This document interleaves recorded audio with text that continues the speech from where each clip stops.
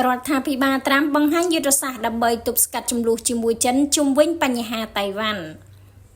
វ៉ាស៊ីនតោនផែនការយុទ្ធសាស្ត្រថ្មីមួយរបស់សហរដ្ឋអាមេរិកបានបង្ហាញថាប្រធានាធិបតីលោកដូណាល់ត្រាំមានគោលដៅទប់ស្កាត់ការផ្ទុះចំនួនជាមួយចិនជុំវិញបញ្ហាតៃវ៉ាន់ក៏ដូចជាសមុទ្រចិនខាងត្បូងតាមរយៈការបង្កើនអំណាចយោធារបស់អាមេរិកនិងសម្ព័ន្ធមិត្ត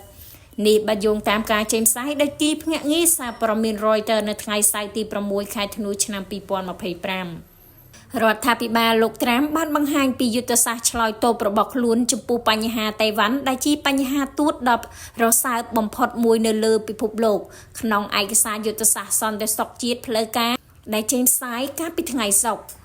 វាកាត់ឡើងចំពេលដែលទីក្រុងប៉េកាំងបង្កើនសម្ពាធលើតៃវ៉ាន់និងជប៉ុន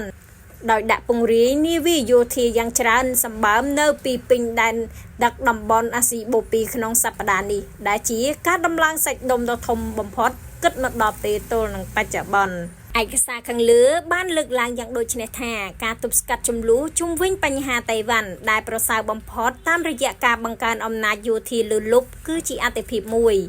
យើងនឹងកសាងអំណាចយោធាដែលអាចរារាំងការរំលោភបំពានគ្រប់ទីកន្លែងនៅតំបន់លាតសន្ធឹងពីជប៉ុនរហូតដល់អាស៊ីអាគ្នេយ៍ប៉ុន្តែយោធាអាមេរិកមិនអាចហើយក៏មិនគួរត្រូវធ្វើបែបនោះតែម្នាក់ឯងឡើយសម្ព័ន្ធមិត្តរបស់យើងចាំបាច់ត្រូវតែបង្កើនការចូលរួមចំណែកហើយសំខាន់បំផុតនោះគឺចំណាយឲ្យច្រើនខ្លាំងជាងមុនសម្រាប់កិច្ចប្រឹងប្រែងការពារខ្លួនរួមគ្នាការនេះនឹងពង្រឹងសមត្ថភាពរបស់អាមេរិកព្រមទាំងសម្ព័ន្ធមិត្តក្នុងការទប់ស្កាត់ការប៉ុនប៉ងណាមួយដែលចង់ដណ្ដើមកាន់កាប់តៃវ៉ាន់ឬជំហានណាមួយផ្សេងទៀតដែលអាចធ្វើឲ្យការការពារដែនកោះនោះជារឿងមិនអាចទៅរួច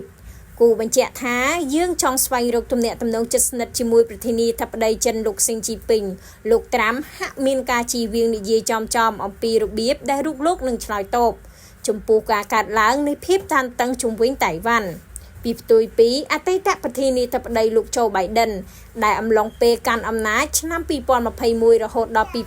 2025ធ្លាប់បានលើកឡើងជាច្រើនដងថាអាមេរិកនឹងចូលការពារតៃវ៉ាន់ប្រសិនបើចិនវាយលុកកាលពីខែមុននៅពេលនាយករដ្ឋមន្ត្រីជប៉ុន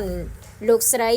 សាណាតាកាឈីបានធ្វើឲ្យចិនខឹងសម្បាជាខ្លាំងដោយនិយាយថាជប៉ុនអាចនឹងធ្វើអន្តរាគមន៍យោធាក្នុងករណីចិនវាយតៃវ៉ាន់លោកត្រាំត្រូវគេរាយការណ៍ថា